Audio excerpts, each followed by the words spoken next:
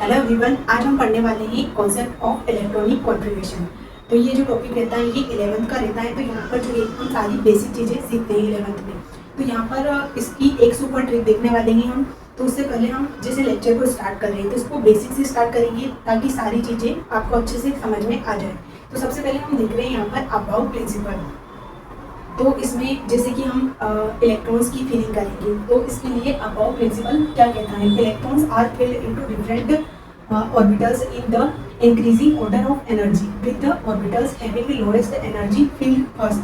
तो यहाँ पर क्या कह रहा है ये अबाउट प्रिंसिपल कि जैसे कि हम कोई भी शेल रहते हैं, एटम रहता है, एटम के अंदर क्या रहता है, न्यूक्लियस रहता है और बाहर जो रहती है वो शेल्स रहती हैं। तो हम देखते हैं कि जैसे कि इलेक्ट्रॉन की फीलिंग करते हैं तो कैसे इलेक्ट्रॉन, जैसे कि हम एक एग्जांपल से समझते हैं इसको। तो यहाँ पर जैसे कि कोई भी 3 मंजिला इमारत है तो उसमें देखते हैं हम कि जैसे कि एक रहता है ग्राउंड फ्लोर, उसके बाद में फर्स्ट फ्लोर, फिर सेकंड फ्लोर। तो देखते हैं कि यहाँ पर जैसे कि ग्राउंड फ्लोर रहता है तो उसकी एनर्जी सबसे कम रहती है। फिर उसके बाद में फर्स्ट फ्लोर जो रहता है उसकी एनर्जी उससे ज़्यादा रहती है। फिर उसके बाद में सेकंड फ्लोर की एनर्जी उससे और ज़्यादा रहती है। तो सबसे पहले कोई भी आएगा तो सबसे पहले ग्राउंड फ्लोर देखेगा, फिर उसमें वो मतलब सेटल होगा क्योंकि उसकी एनर्जी सबसे कम होती है। इसलिए क्योंकि वहाँ पर जैसे कि कोई भी सामान वगैरह भी देखते हैं हम तो इजीली ले जा सकते हैं उसको, और भी बहुत सारी फैसिलिटीज़ होती हैं उसमें, क्योंकि उसमें जो है एक तो टाइम भी कम लगता है। फिर कोई भी जैसे कि हम कोई भी सामान ले जा रहे हैं तो कोई भी बड़ी चीज़ है तो उसको भी आसानी से इजीली ले जा सकते हैं। तो सबसे कम एनर्जी किसकी होगी, ग्राउंड फ्लोर की, फिर उसके बाद में फर्स्ट फ्लोर की होगी, फिर उसके बाद में सेकंड फ्लोर की होगी। तो यहाँ पर जो है इलेक्ट्रॉन की फीलिंग भी ऐसे ही होती है, कैसे कि जैसे यहाँ पर जिस ऑर्बिटल की एनर्जी कम होती है सबसे पहले उसमें जाएगा इलेक्ट्रॉन, फिर उसके बाद में उससे ज़्यादा, फिर उसके बाद में उससे ज़्यादा। तो यहाँ पर एग्जांपल में हम और भी एग्जांपल ले सकते हैं। जैसे कि हम देखते हैं कि इलेक्ट्रॉन जो है सबसे सस्ता वाला रूम देखता है, कैसे जैसे कि 3-4 रूम में तो सबसे पहले वो देखेगा कि कौन सा सबसे सस्ता है तो इलेक्ट्रॉन पहले वो लेगा। फिर उसके बाद में देखेगा कि और कोई है तो जैसे कि उसको मिल गया फर्स्ट में ही कि कम उसका रेंट कम है तो वो पहले वो ही ले लेगा। तो इलेक्ट्रॉन जो है सबसे सस्ता वाला रूम देखता है। यहाँ पर इस एग्जांपल से समझ सकते हैं। तो यहाँ पर अबाउट प्रिंसिपल क्या कह रहा है कि इलेक्ट्रॉन की फीलिंग होगी तो सबसे कम एनर्जी वाले में सबसे पहले इलेक्ट्रॉन जाता है, फिर उसके बाद में जैसे जैसे एनर्जी बढ़ती जाती है तो इलेक्ट्रॉन की फीलिंग होती है, फिर इंक्रीजिंग ऑर्डर में होती है। सबसे कम वाले में सबसे पहले बढ़ेगा, फिर उसके बाद उससे ज़्यादा, फिर उसके बाद में उससे ज़्यादा। तो यहाँ पर हमने एग्जाम्पल से समझा है कि कैसे इंक्रीजिंग ऑर्डर में इलेक्ट्रॉन की फीलिंग होती है। तो यहाँ पर हम देखते हैं N+L रूल को। तो N+ रूल के अकॉर्डिंग देखते हैं तो यहाँ पर जैसे कि orbitals having lower N+L value has lower energy. तो यहाँ पर जिसकी N+L की वैल्यू जो है वो कम होगी तो उसकी एनर्जी भी कम होगी। इसको हम एग्जांपल से समझेंगे। तो यहाँ पर अब हम देखते हैं अबाउट प्रिंसिपल को और इसको समझते हैं। तो इसमें देखते हैं कि इसमें जो है ऑर्बिटल्स रहेंगे तो उसमें हम एक इलेक्ट्रॉनिक कॉन्फ़िगरेशन करते हैं। तो उसको मतलब प्रिंसिपल के अकॉर्डिंग अगर करते हैं तो वो देखते हैं कि कैसे करते हैं। यहाँ पर हम इसके लिए एक ट्रिक, अच्छी सी ट्रिक भी बताएंगे पर वो इसके बाद में बताएंगे। तो यहाँ पर जैसे कि देखते हैं हम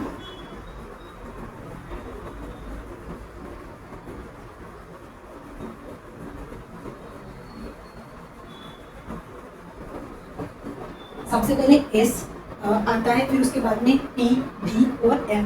तो यहाँ पर जैसे कि हमको ये लाइन लिखनी है फर्स्ट वाली, तो इसमें देखना है कि 8 तक लिखना है आपको। फिर उसके बाद में हमको एक ऊपर से छोड़ना है और एक नीचे से छोड़ना है। फिर उसके बाद में स्टार्ट करना है S के बाद में आता है P, तो इसको 2 भी लिखेंगे। उसके बाद में 3P ऐसे करके पूरी बनाना है, एक नीचे से छोड़ना है आपको। उसके बाद में 4P, 5P, 6P और 7P तक आ जाएगा। फिर उसके बाद में आता है SP और फिर आता है D। फिर D यहाँ से एक छोड़ देंगे हम और फिर यहाँ से स्टार्ट करेंगे, 3D आ जाएगा, 4D, 5D, 6D और यहाँ पर आ जाएगा जैसे कि यहाँ पर भी एक आपको छोड़ना है, एक ऊपर से और एक नीचे से।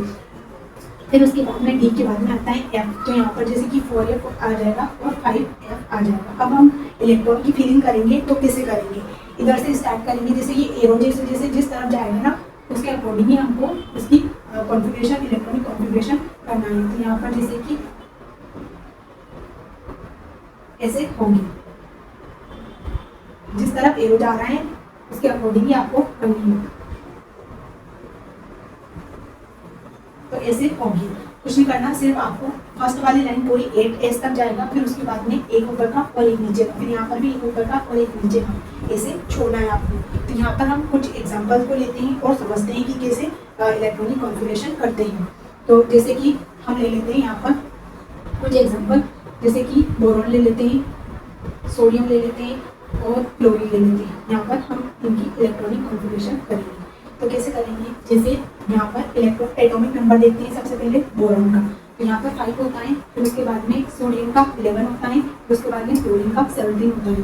तो यहाँ पर इनका इलेक्ट्रॉनिक कॉन्फ़िगरेशन करते हैं। इसको सिर्फ समझ रहे हैं इधर यहाँ पर, इसलिए मैंने इसका एटॉमिक नंबर आगे लिख दिया है, इसको सिस्टमेटिक हम देख लेंगे बाद में। तो यहाँ पर जैसे कि बोरॉन है ना, तो इसका है एटॉमिक नंबर 5। तो यहाँ पर कैसे करेंगे हम इसका इलेक्ट्रॉनिक कॉन्फ़िगरेशन, तो इस साइड से एरो इस साइड जा रहा है ना, तो इस साइड ही जाना है उनको। तो जैसे 22 आएगा सबसे पहले, तो इसको थोड़ी सी और चीज़ें क्लियर कर देती हूँ कि कैसे इसमें कितने इलेक्ट्रॉन आ सकते हैं। तो यहाँ पर जैसे कि इस तरफ देख लेते हैं हम, तो यहाँ पर S, P, D और F ऑर्बिटल्स रहते हैं। तो जैसे कि एटम है, ये एक एटम है, एटम के अंदर न्यूक्लियस रहता है, उसके चारों तरफ शेल्स रहते हैं, फिर शेल्स के अंदर सबशेल रहते हैं।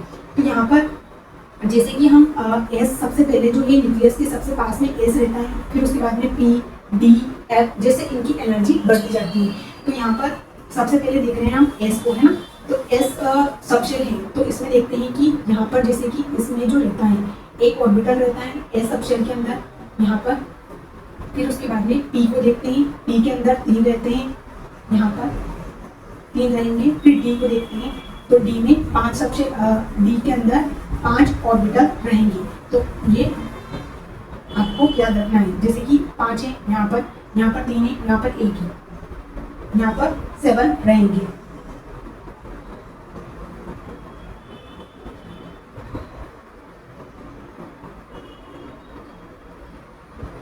तो यहाँ पर जैसे S है, तो S में मैक्सिमम कितने इलेक्ट्रॉन आ सकते हैं, तो उसको देखते हैं, यहाँ पर 2 इलेक्ट्रॉन आ सकते हैं। फिर उसके बाद में P में देखते हैं, तो P में जैसे कि पहले एक एक करके भरेंगे, फिर उसके बाद में पेयरिंग करेंगे इनकी। तो यहाँ पर कितने आ सकते हैं, P में 6 इलेक्ट्रॉन आ सकते हैं। फिर उसके बाद में इसमें देखते हैं 5 है इसमें, तो 10 इलेक्ट्रॉन, इसमें 10 इलेक्ट्रॉन आ जाएंगे। और दोनों की स्पिन जो रहेगी अपोजिट स्पिन में रहेंगी ये। तो यहाँ पर ऐसे हमको पेयरिंग करनी है। सबसे पहले एक एक करके इलेक्ट्रॉन की फिलिंग करेंगे, फिर उसके बाद में इनकी पेयरिंग करेंगे।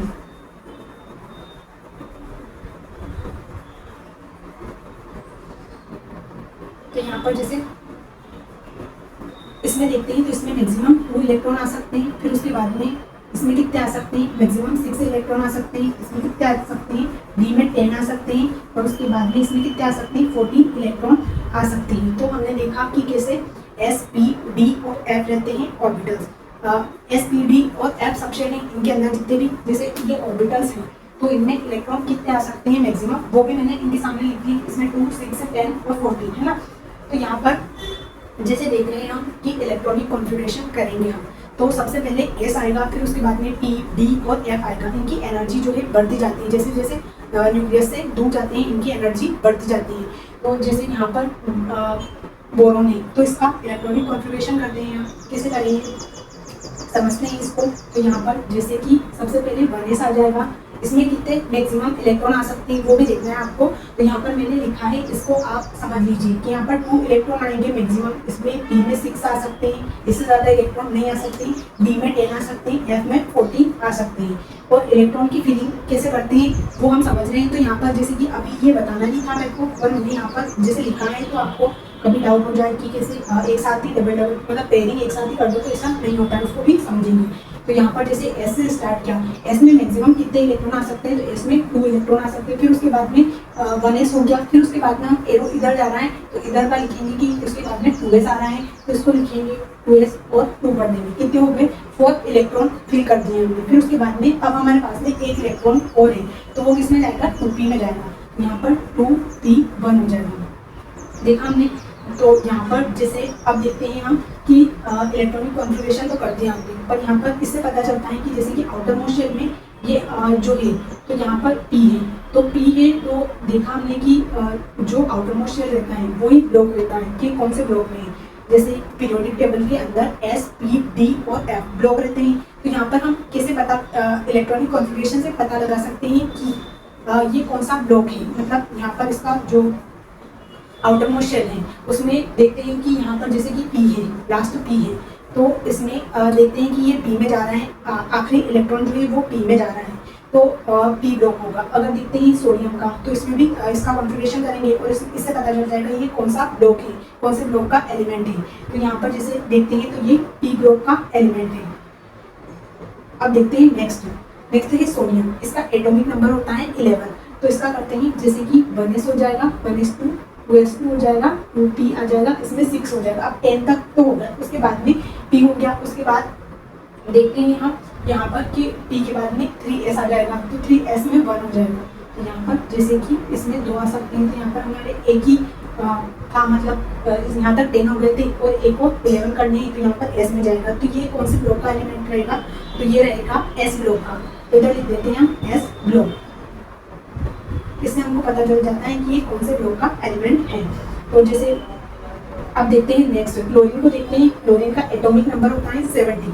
तो इसका देखते हैं 1s2 हो जाएगा, 2s2 हो जाएगा, 2p 6 हो जाएगा, फिर 3s2 हो जाएगा। यहाँ पर कितने हुए 12, 5 और बाकी है। तो यहाँ पर जैसे कि उसके बाद में p आ जाएगा, तो जैसे कि 3p हो जाएगा।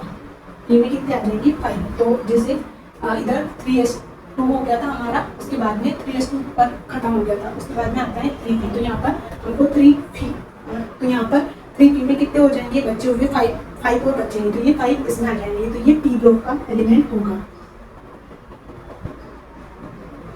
तो इससे हमें पता चल जाता है कि कौन से ब्लॉक में अगर इलेक्ट्रॉन जाते हैं, जैसे कि कोई भी जैसे कि आयनिक कंपाउंड है, आयनिक मतलब जैसे Na+ और Cl- है, तो इसका भी इलेक्ट्रॉनिक कॉन्फ़िगरेशन करते हैं हम, है ना।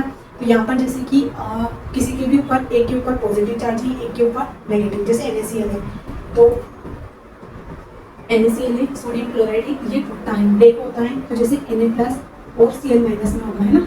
तो यहाँ पर जैसे कोई ऐसे आयनिक भी दे दें तो उसका भी इलेक्ट्रॉनिक कॉन्फ़िगरेशन कर सकते हैं। जैसे कि ज़्यादातर मेटल्स जो रहती हैं वो इलेक्ट्रॉन को डोनेट करती हैं, और जो नॉन मेटल रहती है, नॉन मेटल और मेटल तो आपको पता ही होगा, क्योंकि पीरियोडिक टेबल के अंदर जो S ब्लॉक रहता है उसके अंदर और D ब्लॉक के अंदर ज़्यादातर मेटल्स आती हैं, और P ब्लॉक जो रहता है उसमें मेटल, नॉन मेटल और मेटलॉइड तीनों ही आते हैं। तो यहाँ पर हम देख रहे हैं कि जैसे पॉजिटिव चार्ज और इसके ऊपर नेगेटिव चार्ज है, तो इसका भी इलेक्ट्रॉनिक कॉन्फ़िगरेशन कर सकते हैं हम। कैसे कर सकते हैं, इसने इलेक्ट्रॉन को डोनेट किया है, तो इसका एटॉमिक नंबर था 11, सोडियम का था 11। तो यहाँ पर देखते हैं हम कि इसने एक इलेक्ट्रॉन को डोनेट किया है। और यहाँ पर क्लोरीन देखते हैं, तो क्लोरीन ने इलेक्ट्रॉन को गेन किया है, इसने लूज किया है और इसने गेन किया है। तो यहाँ पर देखते हैं हम, तो क्लोरीन जो है इसका एटॉमिक नंबर होता है 17, है ना। तो यहाँ पर इसमें एक और इलेक्ट्रॉन बढ़ जाएगा, तो इसका हो जाएगा 18, और यहाँ पर इसमें से एक कम हो जाएगा, तो इसका 10 हो जाएगा। तो इसको भी हम कर सकते हैं। कैसे देख लेते हैं, जैसे कि यहाँ पर इसी में समझा देते हैं। जैसे कि क्लोरीन है, तो यहाँ पर जैसे एक इलेक्ट्रॉन को गेन किया है इसने, तो यहाँ पर 6 हो जाएंगी। अब इसमें से एक इलेक्ट्रॉन जाएगा, तो इसमें से जो आउटर मोस्ट शेल रहता है उससे ही इलेक्ट्रॉन जाएंगे, तो यहाँ से एक इलेक्ट्रॉन चला जाएगा, तो इसका 10 हो जाएगा, ये रह जाएगा। तो यहाँ पर ऐसे कोई भी जैसे आयन दे देते हैं हमको, तो उनका भी इलेक्ट्रॉनिक कॉन्फ़िगरेशन कर सकते हैं। अब हम देख रहे हैं N+L, इसमें देखेंगे N+L। इसमें मैंने जो जैसे कि S, P, D, F ये जो है इसको समझाया, सबशेल है, इसमें जो ऑर्बिटल्स हैं जैसे कि इनको देखा। अब हमने देखा कि S, P, D और S, P, D, F है, ये सबशेल है। तो अब हम देखते हैं कि N+L रूल क्या होता है। हमने ये सब चीज़ें अबाउ प्रिंसिपल को देखा, इसके अकॉर्डिंग हमने जो है इलेक्ट्रॉनिक कॉन्फ़िगरेशन किया। तो अब हम देख रहे हैं नेक्स्ट जो लाइन है हमारी N+L रूल। N+L रूल कैसे, जैसे कि N तो देख लिया है हमने, N जो है प्रिंसिपल क्वांटम नंबर रहता है। प्रिंसिपल क्वांटम नंबर जैसे कि यहाँ पर जो इलेक्ट्रॉनिक कॉन्फ़िगरेशन है इसमें देख रहे हैं 1s, 2s, 2p जो नंबर है ये 2, 2p, 3, तो ये आगे वाला जो नंबर है ये बताता है, ये जो है प्रिंसिपल क्वांटम नंबर है। और अब S जैसे कि S, P, D जो ये रहते हैं, इनमें L की वैल्यू रहती है कि S के लिए L की वैल्यू क्या है। ये पूरा सिस्टम रहता है, जैसे कि क्वांटम नंबर्स रहते हैं, उनको देखते हैं हम, तो उसमें पता चलता है। पर यहाँ पर L देख लेते हैं कि L की वैल्यू क्या क्या होती है। तो यहाँ पर जैसे फिर हम देखेंगे N+L। तो मैंने बताया कि ये जो रहता है ये प्रिंसिपल क्वांटम नंबर रहता है, ये वाला जो नंबर रहता है ये प्रिंसिपल क्वांटम नंबर। अब देखते हैं हम L की वैल्यू, L की क्या क्या वैल्यू हो सकती है। जैसे कि अगर S ब्लॉक है ना, जैसे L की क्या क्या वैल्यू हो सकती है। तो यहाँ पर जैसे कि फर्स्ट में देखते हैं हम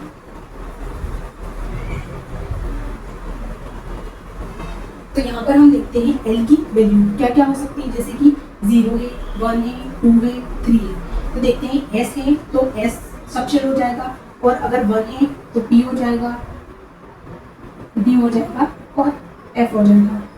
जो मेन रहते हैं वो मैंने आपको बता दिया। जैसे कि 0 है, L की वैल्यू 0 है मतलब S सबशेल है, 1 है मतलब P सबशेल है, 2 है मतलब D सबशेल है, और 3 है मतलब F सबशेल है। तो यहाँ पर अब हम देखते हैं N प्लस L रूल। तो बोहर रूल के अकॉर्डिंग देखते हैं, इसको थोड़ा सा यहीं भी देख लेते हैं। यहाँ पर तो स्पेस नहीं है तो इधर ही देखते हैं। तो क्या होता है N प्लस L रूल, तो इसमें देखते हैं हम। तो जैसे कि यहाँ पर हम देखते हैं 4S 3S हो गया और 4D हो गया। अब देखते हैं कि किसके N प्लस L की वैल्यू ज़्यादा है। तो यहाँ पर जो मेन प्रिंसिपल क्वांटम नंबर है ये N है। N की वैल्यू यहाँ पर कितनी है, 3 है। यहाँ पर कितनी है, इसको लिख देते हैं पूरा सेंस से। N की वैल्यू यहाँ पर 3 है, यहाँ पर N की वैल्यू है 4 है ना।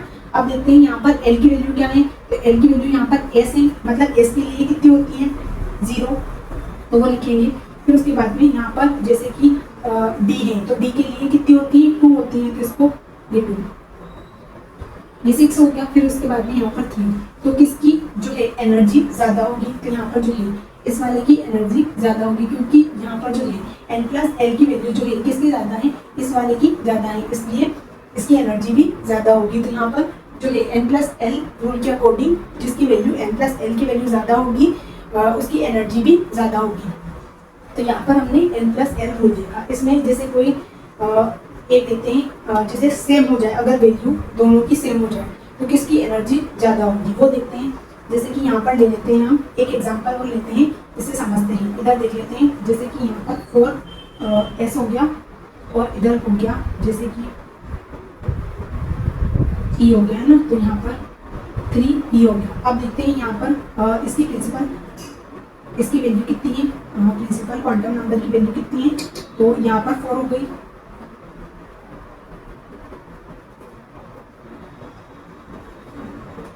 तो यहाँ पर देखते हैं हम इसकी N की वैल्यू, तो N की वैल्यू देखते हैं तो यहाँ पर 4 है, इधर कितनी है 3 है। अब देखते हैं S के लिए कितनी होगी L की वैल्यू, S के लिए L की वैल्यू हो जाएगी 0, तो यहाँ पे 0 आ जाएगा। फिर उसके बाद में P के लिए 1 होगी, तो यहाँ पर इसको पढ़ते हैं, तो यहाँ पर 4 हो गई, फिर उसके बाद में यहाँ पर भी 4 हो जाएगी। तो अब देखते हैं कि किसकी एनर्जी ज़्यादा है।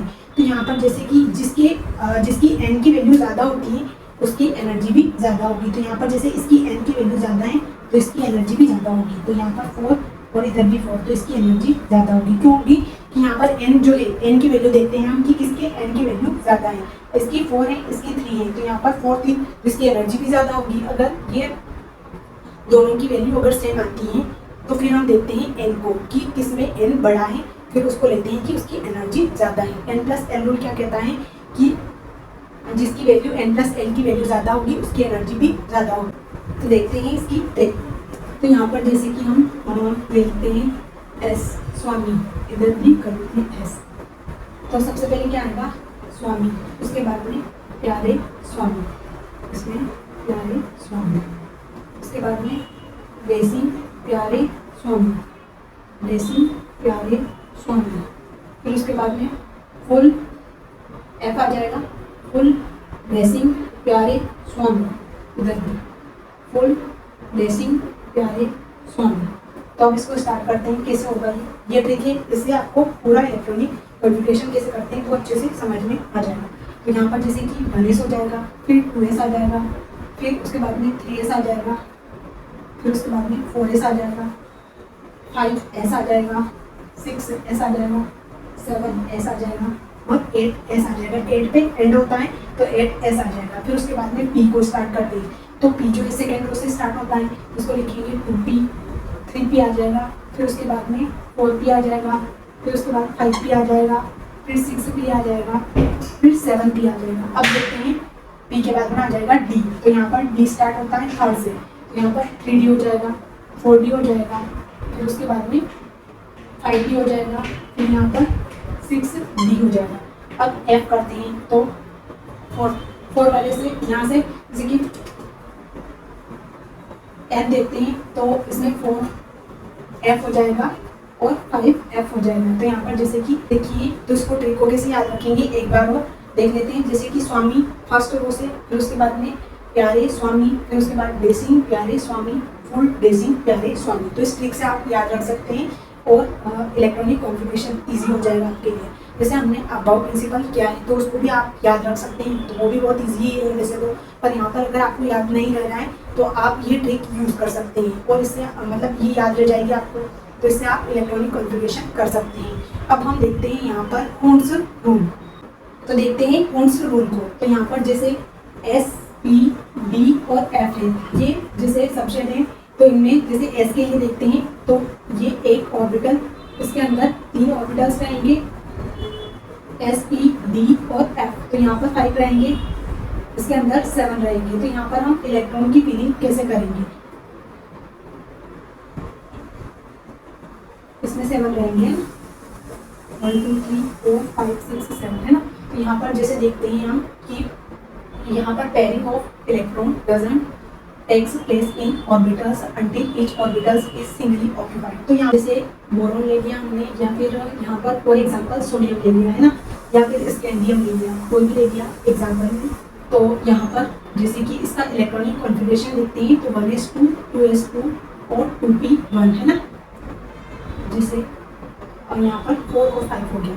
तो जैसे इसमें p में 1 एक इलेक्ट्रॉन है, तो यहाँ पर हम देखते हैं कि जैसे और सोडियम का भी देख लेते हैं 1s2 2s2 और 2p6 हो जाएगा और इसमें आ जाएगा 3s1 है ना।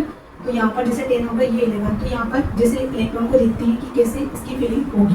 तो यहाँ पर s में तो एक ही, जैसे कि s में 2 है तो उसको यहाँ पर एक ही है। तो जैसे 10 है, p में s में 1 है, तो यहाँ पर जैसे p में 6 है, तो 6 है तो कैसे करेंगे हम, जैसे एक इलेक्ट्रॉन इसके अंदर गया, फिर उसके बाद में इसमें गया। पहले पेयरिंग स्टार्टिंग में ही पेयरिंग नहीं करते हैं, पहले एक एक इलेक्ट्रॉन आएगा, फिर उसके बाद में इसकी पेयरिंग होगी।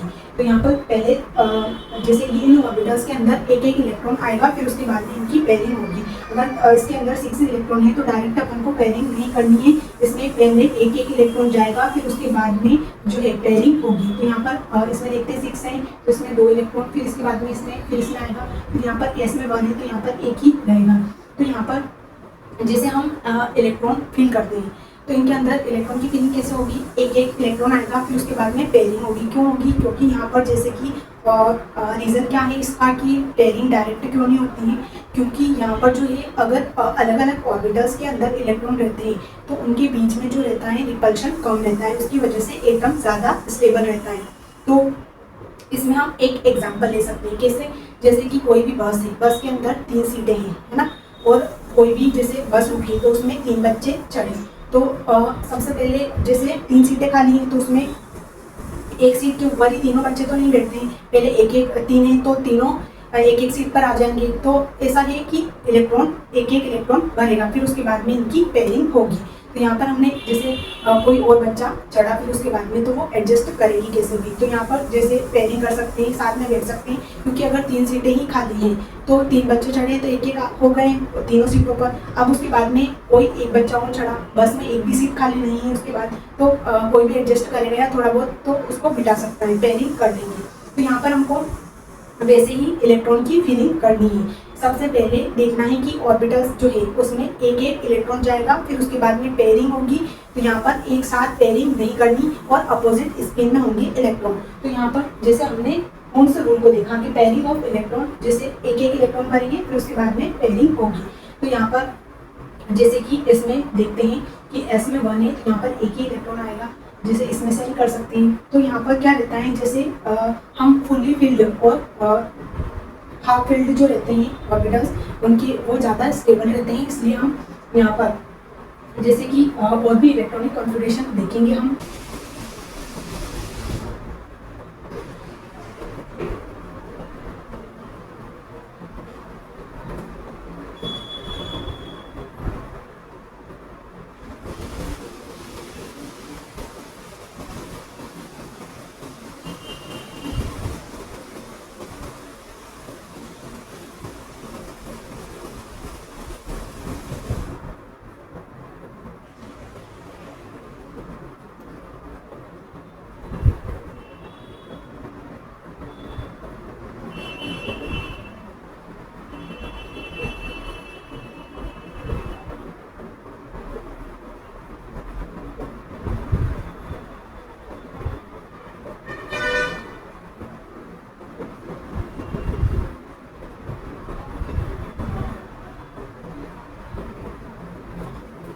इसका एटॉमिक नंबर 2, 10 ये लिख दिया मैंने। यहाँ पर कुछ एग्जांपल लेते हैं, जैसे कि इसमें आ जाएंगे इसके साथ में, इसको इसे यहाँ से हटा देते हैं, समझा।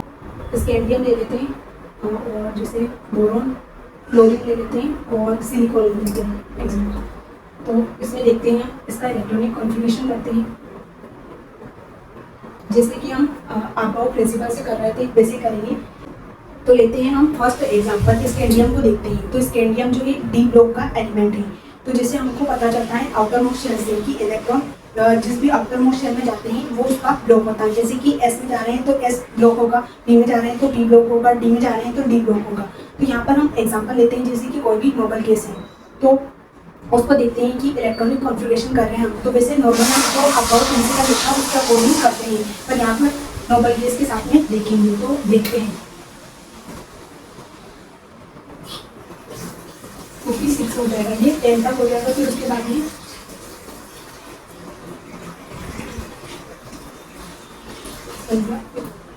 फोरेस्ट हो जाएगा और उसके बाद में 3D हो जाएगा, इसमें 1 हो जाएगा।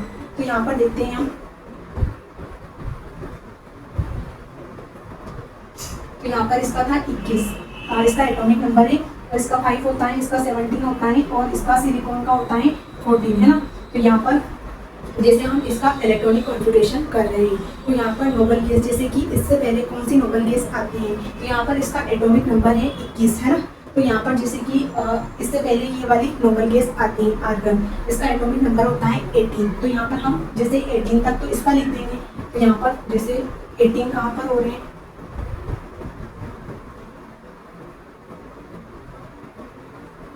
यहाँ तक हो जाएंगे। तो यहाँ पर जैसे इसको लिख सकते हैं हम, यहाँ पर आर्गन, आर्गन लिखेंगे इसकी जगह और इसका हो जाएगा ये 18 तक कवर कर लेगा। फिर उसके बाद में जो बाकी का जो बचा हुआ है उसको लिखेंगे 1, 4s2 हो जाएगा और उसके बाद में 3d 1 हो जाएगा। तो इसे हमको इलेक्ट्रॉनिक कॉन्फ़िगरेशन लिखना है, ताकि इतना बड़ा इतना लंबा चौड़ा सारा लिखना नहीं पड़े आपको, डायरेक्ट ऐसे कर सकते हैं, ये सही रहता है। अब देखते हैं जैसे बोरॉन है, इसका भी देख लेते हैं, जैसे 1s2 हो गया, 2s2 हो गया और 2p1 हो गया। अब इससे पहले कौन सी गैस आती है तो उसको देखते हैं। तो यहाँ पर आती है हीलियम, तो इसके लिए लिखेंगे हम हीलियम और 2 हो जाएगा। फिर उसके बाद में 2s2 हो जाएगा और 2p1 लिखेंगे। तो ऐसे हमको इनका इलेक्ट्रॉनिक कॉन्फ़िगरेशन करना है।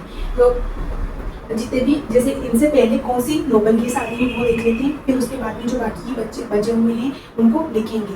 तो यहाँ पर जैसे 18 तक आर्गन ने कवर कर लिया है, फिर उसके बाद में जो 4s और 3d बचा हुआ था तो इसको लिख दिया। अब इसमें इससे पता चल रहा है ये डी ब्लॉक का एलिमेंट है, पता चल गया। फिर उसके बाद में यहाँ पर p आ रहा है तो ये p ब्लॉक का एलिमेंट है, इससे पता चल गया। फिर उसके बाद में नेक्स्ट देखते हैं हम क्लोरीन को। क्लोरीन का एटॉमिक नंबर होता है 17।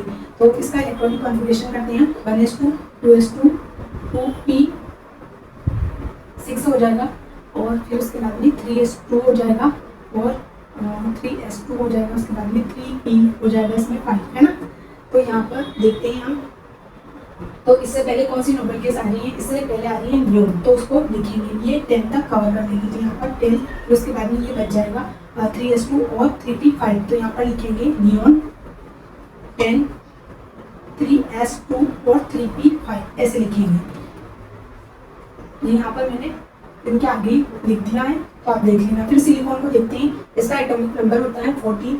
इसका करेंगे 1s2 हो जाएगा, 2s2 हो जाएगा, 2p6 हो जाएगा, 3s2 हो जाएगा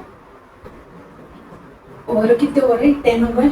उसके बाद में यहाँ पर जैसे 3p में भी 2 हो जाएंगे, तो ये हो जाएंगे 14। तो यहाँ पर जैसे इससे पहले भी नियोन ही आएगी, क्योंकि 18 पे तो आर्गन आती है, तो यहाँ पर नियोन कर देंगे 10 तक। तो यहाँ पर नियोन हो जाएगी 10 हो जाएगा और उसके बाद में 3s2 हो जाएगा और 3p2 हो जाएगा। तो यहाँ पर हमने नोबल गैस को लिखना है और बाकी का जो बचा हुआ है उसको लिख देंगे। तो यहाँ पर ऐसे अगर हम कॉन्फ़िगरेशन करते हैं तो उससे क्या होगा कि बहुत सारा लंबा चौड़ा आपको नहीं लिखना पड़ेगा और इससे इजी भी हो जाता है। तो यहाँ पर हमने कुछ एग्जांपल को लिया है और देखा है, जैसे कि डी ब्लॉक के एलिमेंट है, तो उनमें जैसे उनके लिए भी हम ट्रिक देखेंगे कि उनको कैसे याद रखते हैं। जैसे एस पी ब्लॉक तो बहुत सारे याद रख लेते हैं, उनके लिए भी ट्रिक होती है, तो वो तो वैसे आपको पता ही होगा। नहीं पता होगा तो मेरा और जैसे मैं और कोई पीरियोडिक टेबल के ऊपर बनाऊंगी, एक हाथ लेक्चर होगा उसका भी, तो उसमें हम देख लेंगे। पर यहाँ पर हम देख रहे हैं तो उसको भी डी ब्लॉक के एलिमेंट को भी देख लेते हैं, उनका इलेक्ट्रॉनिक कॉन्फ़िगरेशन करेंगे हम, तो उसमें कुछ एक्सेप्शन आते हैं, तो उसकी वजह से हम वो इम्पोर्टेंट होता है। तो यहाँ पर हमने देख लिया कि कॉन्फ़िगरेशन कैसे करते हैं नोबल गैसेस के साथ में। तो यहाँ पर जैसे helium, neon, argon, krypton, xenon और रेडन, इनका एटॉमिक नंबर याद रख सकते हैं कैसे 2, 8, 18, 18, 32, इसका जो जैसे इसमें करते हैं ऐड करते जाते हैं। इसके बाद में 2, 8, 8, 18, 18, इसके बाद में 32।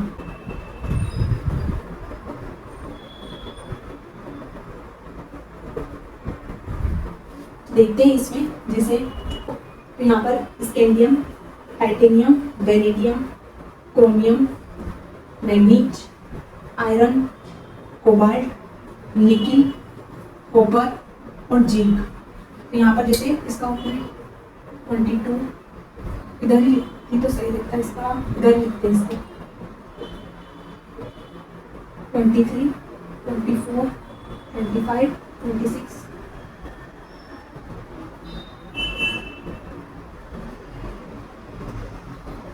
तो इनको आपको याद रखना है, इसके लिए ट्रिक होती है। सुनो तुम विवाह कर लो, इसको कर लो मुझसे, फिर कोई नहीं कहेगा जानू। तो यहाँ पर इसके लिए हम एक ट्रिक से इसको याद रख सकते हैं। सुनो तुम विवाह कर लो मुझसे, फिर कोई नहीं कहेगा जानू। तो इसे याद रख सकते हैं। Scandium, titanium, vanadium, chromium, manganese, iron, cobalt, nickel, copper और जिंक। तो यहाँ पर हम उनका इलेक्ट्रॉनिक कॉन्फ़िगरेशन देखते हैं। तो जैसे 1s2 हो जाएगा, 2s2। इसके लिए वैसे तो हम वो भी कर सकते हैं, पर यहाँ पे लिखते जाएंगे तो फिर एक बार वो लिखेंगे तो आपको अच्छे से समझ में आ जाएगा। 1s2, 2s2, 2p हो जाएगा, इसके बाद 2p6, 3s2 हो जाएगा, और फिर उसके बाद में 3p हो जाएगा 6, 4s2 हो जाएगा, और उसके बाद में 3d1 हो जाएगा। यहाँ पर जैसे 1s2 हो जाएगा, 2s2 हो जाएगा, 2p6 हो जाएगा, 3s2, 3p6, 4s2 और 3d2 हो जाएगा। अब देखते हैं नेक्स्ट, इसमें आ जाएगा 1s2, 2s2 हो जाएगा, 2p6 हो जाएगा, 3s2, 3p6 हो जाएगा, 4s2 और 3d3 हो जाएगा। अब आ जाएगा इसमें जैसे 18 तक लिखना है, सब में आर्गनी आ जाएगी क्योंकि 18 तक कवर हो जाएगा, और बाकी का जो बचा है उसको लिखेंगे। तो यहाँ पर वो तो मैं समझाने के लिए पूरा कर रही हूँ क्योंकि अभी आपको समझाना पड़ेगा इसलिए। तो 1s2 हो जाएगा, 2s2, 2p6 हो जाएगा, 3s2, 3p6 और 4s2, और इसमें आ जाएगा जैसे 3d4 नहीं आएगा, डायरेक्ट 5 ही आ जाएगा। और यहाँ पर जैसे इसमें से एक इलेक्ट्रॉन जाएगा तो ये कैसे होगा, ये एक्सेप्शन है इसका क्रोमियम का, तो इसको हम अच्छे से समझेंगे। एक क्रोमियम है, एक और एक एक्सेप्शन इसमें। तो यहाँ पर जैसे 1s2, 2s2 हो जाएगा, 2p6, 3s2, 3p6, 4s2 हो जाएगा और 3d5 हो जाएगा इसमें। नेक्स्ट आ जाएगा 1s2, 2s2, 2p6 हो जाएगा, 3s2 हो जाएगा, 3p6, 4s2 और 3d6।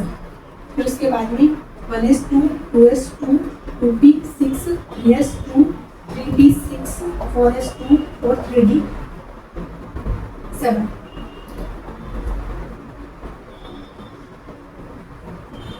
इतना लिखने की जरूरत नहीं है आपको।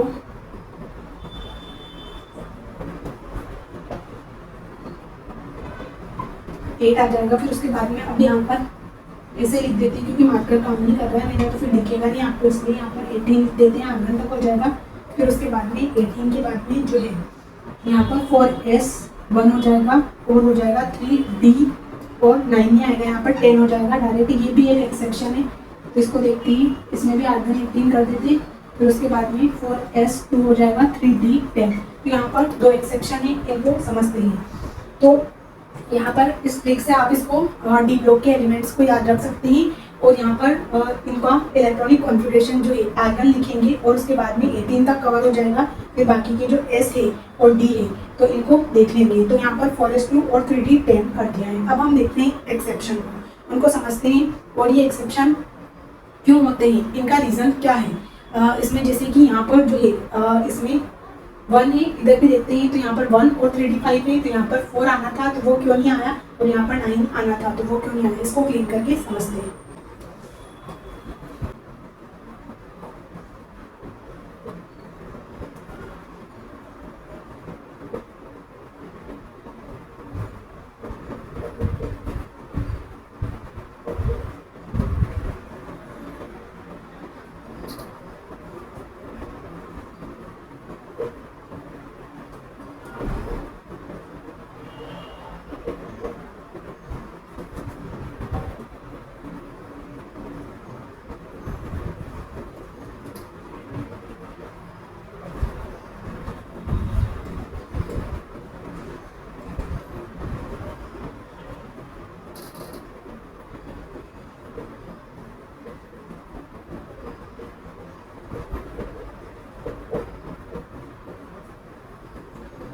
तो यहाँ पर देखते हैं हम कि हाफ फील्ड और फुल्ली फील्ड जो है सबशेल, उनकी जो है स्टेबिलिटी ज़्यादा होती है। कैसे होती है वो देखते हैं।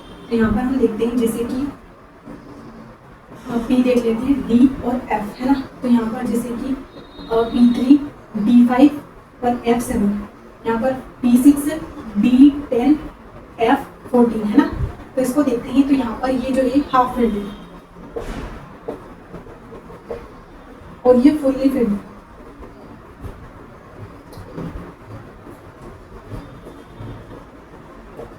तो इसमें देखते हैं जैसे कि यहाँ पर पी को देख रहे हैं हम, तो इसमें एक एक इलेक्ट्रॉन है। फिर उसके बाद में यहाँ पर देखते हैं हम पी को ही देख रहे हैं, तो इसमें 3 रहेंगे, फुल्ली फील्ड है। तो यहाँ पर इनकी स्टेबिलिटी ज़्यादा रहती है। क्यों रहती है? Due to symmetry.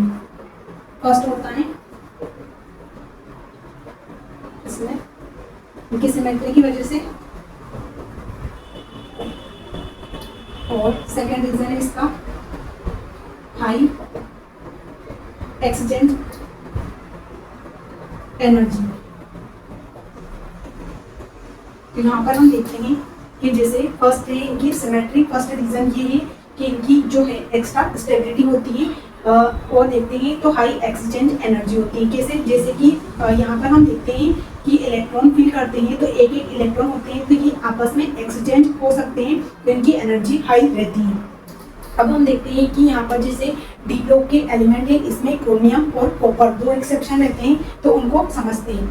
तो जैसे यहाँ पर लेते हैं हम क्रोमियम और इधर लेते हैं कॉपर।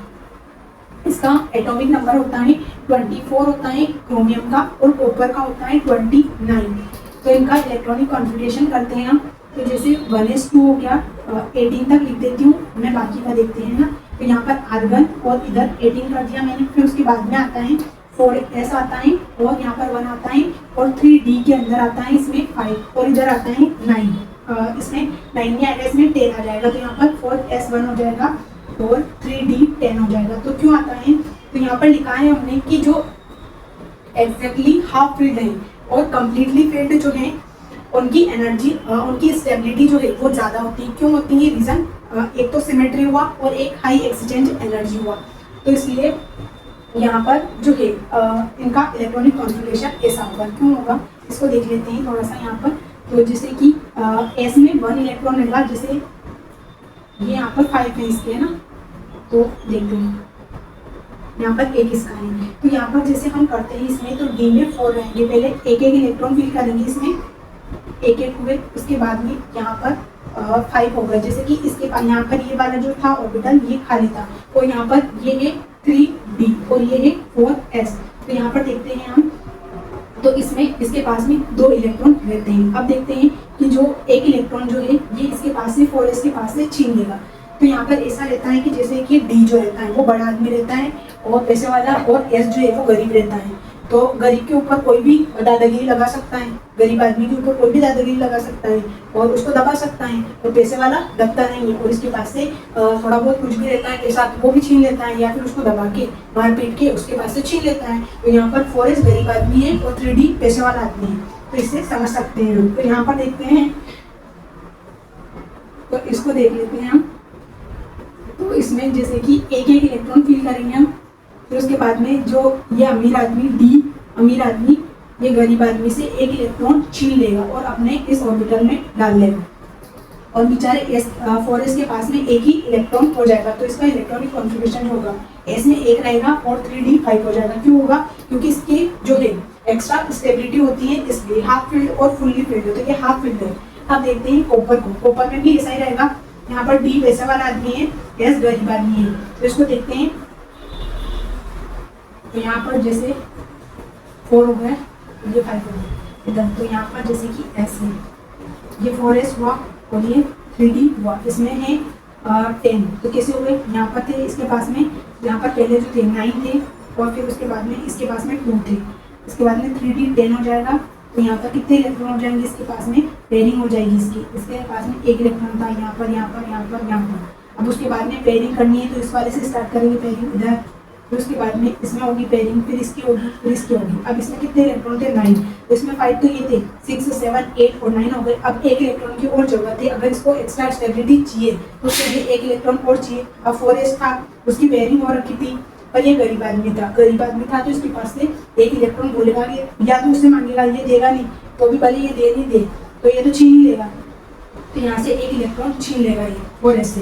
तो यहाँ पर जैसे इसमें हो जाएगी एक इलेक्ट्रॉन है, फिर उसके बाद में ये यहाँ तक हो जाएगा, फिर पेयरिंग कर लेगा ये अपने, तो इसको एक्स्ट्रा स्टेबिलिटी मिल जाएगी। तो यहाँ पर हमने क्रोमियम और कॉपर को देखा कि ये एक्सेप्शन कैसे है। तो यहाँ पर जैसे हम इलेक्ट्रॉनिक कॉन्फ़िगरेशन करते हैं तो इसमें सबसे पहले हमको नोबल गैस वाला करना है, वो ध्यान रखना है। इसमें कोई भी नोबल गैस पहले आ रही हो उससे पहले तो उसको लिखना है। जैसे कि हमने देखा स्कैंडियम, टाइटेनियम, बेरिलियम, क्रोमियम, ये पूरा एक इसके डी ग्रुप के एलिमेंट्स हैं। इसमें कॉपर और क्रोमियम और कॉपर 2 एक्सेप्शन है, इनको याद रखना है। इसमें जैसे हाफ फील्ड और फुल्ली फील्ड जो है इनकी एक्स्ट्रा स्टेबिलिटी होती है। एक्स्ट्रा स्टेबिलिटी क्यों होती है? ड्यू टू सिमेट्री और हाई एक्सचेंज एनर्जी, क्योंकि ये अगर सिंगल मतलब हाफ फील्ड रहते हैं जैसे, तो इनके आपस में एनर्जी एक्सचेंज हो सकती है इनकी। तो ये जैसे यहाँ पर ये वाला इस जगह जा सकता है, ये वाला इस जगह जा सकता है, क्योंकि इन दोनों की स्पिन भी सेम है, तो ये हाई एक्सचेंज एनर्जी होती है। एक